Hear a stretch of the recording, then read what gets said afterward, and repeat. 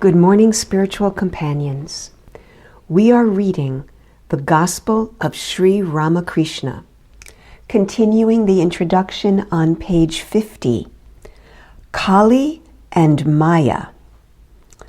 Sri Ramakrishna, on the other hand, though fully aware, like his guru, that the world is an illusory appearance, did not slight Maya, like an orthodox monist, but acknowledged its power in the relative life.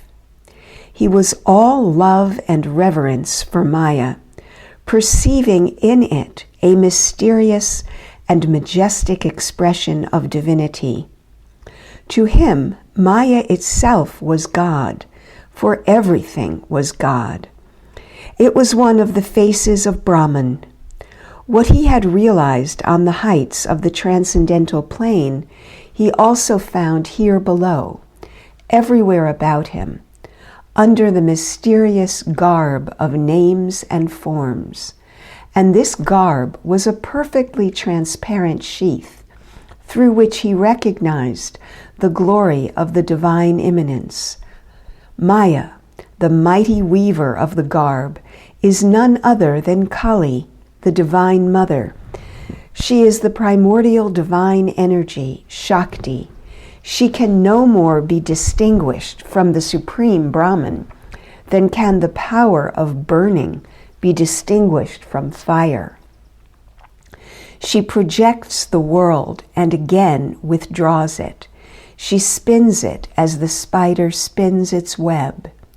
She is the mother of the universe, identical with the Brahman of Vedanta and with the Atman of Yoga. As eternal lawgiver, she makes and unmakes laws. It is by her imperious will that karma yields its fruit. She ensnares men with illusion and again releases them from bondage with a look of her benign eyes. She is the supreme mistress of the cosmic play. All objects, animate and inanimate, dance by her will.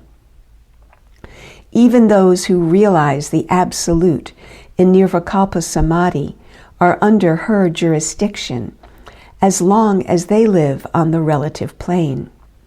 Thus, after Nirvikalpa Samadhi, Sri Ramakrishna realized Maya in an altogether new role.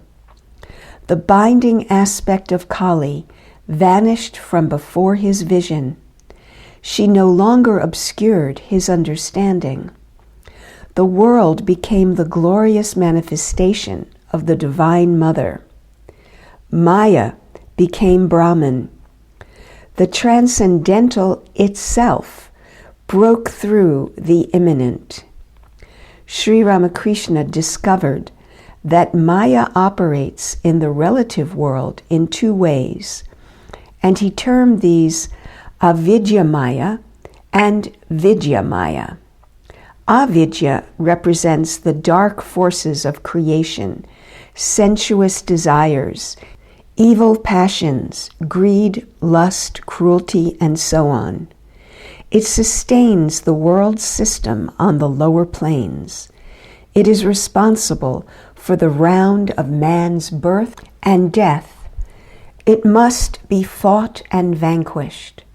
But Vidyamaya is the higher force of creation, the spiritual virtues, the enlightening qualities, kindness, purity, love, devotion.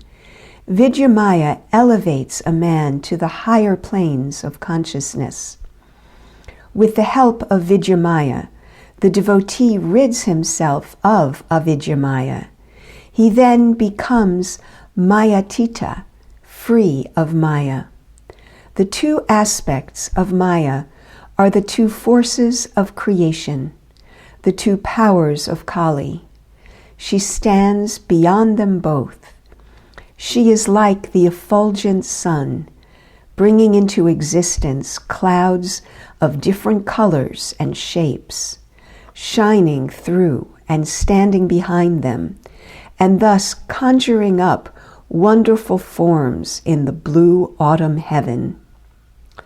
The Divine Mother asked Sri Ramakrishna not to be lost in the featureless Brahman, but to remain in Bhava Mukta, on the threshold of absolute consciousness, the borderline between the absolute and the relative. He was to keep himself at the sixth center of Tantra, from which he could see not only the glory of the seventh, but also the divine manifestations of the Kundalini in the lower centers. He gently oscillated back and forth across the dividing line. Ecstatic devotion to the Divine Mother alternated with serene absorption in the ocean of absolute unity. He thus bridged the gulf between the personal and the impersonal, the immanent and the transcendent aspects of reality. This is a unique experience in the recorded spiritual history of the world. Totapuri's lesson. From Sri Ramakrishna, Totapuri had to learn the significance of Kali, the great fact of the relative world, and of Maya, her indescribable power.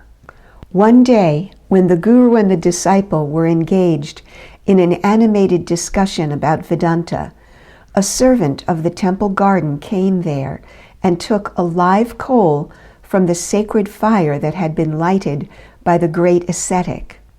He wanted it to light his tobacco. Totapuri flew into a rage at the apparently sacrilegious act and was about to beat the man. Sri Ramakrishna rocked with laughter. "What a shame," he cried. "You are explaining to me the reality of Brahman, illusoriness of the world. Yet now you have so far forgotten yourself as to be about to beat a man in a fit of passion. The power of Maya is indeed inscrutable." Totapuri was embarrassed. About this time, Totapuri was laid up with a severe attack of dysentery. On account of this miserable illness, he found it impossible to meditate. One night, the pain became excruciating. He could no longer concentrate on Brahman. The body stood in the way. He became incensed with its demands. A free soul, he did not at all care for the body. So he determined to drown it in the Ganges. Thereupon he walked into the river. But lo, he walked to the other bank. Was there not enough water in the Ganges? Standing dumbfounded on the other bank, he looked back across the water. The trees, the temples, the houses stood out against the sky. Suddenly, in one dazzling moment, he saw on all sides the presence of the Divine Mother. She is in everything. She is everything. She is the water. She is on land. She is the body. A footnote about Totapuri walking to the other bank. This version of the incident is taken from the biography of Sri Ramakrishna, Saradananda, one of the Master's direct disciples. According to another version, there was a sandbank in the middle of the river, which one could reach by wading out during ebb tide, and it was this sandbank that Totapuri reached. Back to the Divine Mother. She is the mind. She is pain. She is comfort. She is knowledge. She is ignorance. She is life. She is death. She is everything that one sees, hears, or imagines. She turns yea into nay, and nay into yea. Without her grace, no embodied being can go beyond her realm. Man has no free will. He is not even free to die. Yet again, beyond the body and mind, she is the transcendental absolute. She is the Brahman that Totapuri had been worshipping all his life. Totapuri returned to Dakshineswar and spent the remaining hours of the night meditating on the Divine Mother. In the morning, he went to the Kali temple with Sri Ramakrishna and prostrated himself before the image of the mother.